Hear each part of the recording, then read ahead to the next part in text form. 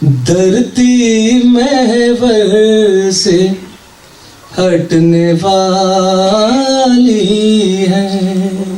क्या कहने? धरती महवर से हटने वाली है, हर बिसात अब उलटने वाली है, हर बिसात अब उलटने वाली है। आसमानों पे उड़ रही है जो, क्या बात है?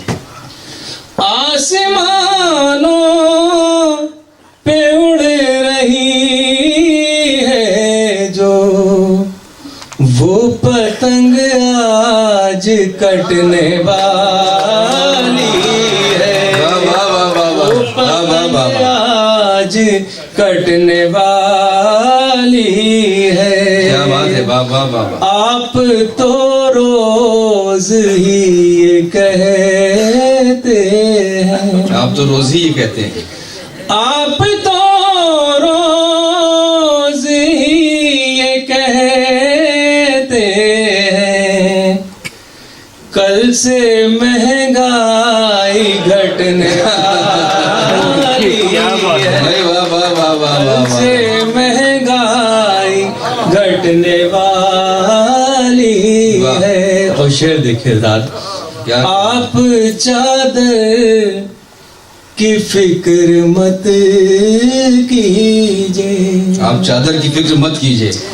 आप चादर की फिक्र मत कीजिए, जिंदगी खुद सिमटने वाली है।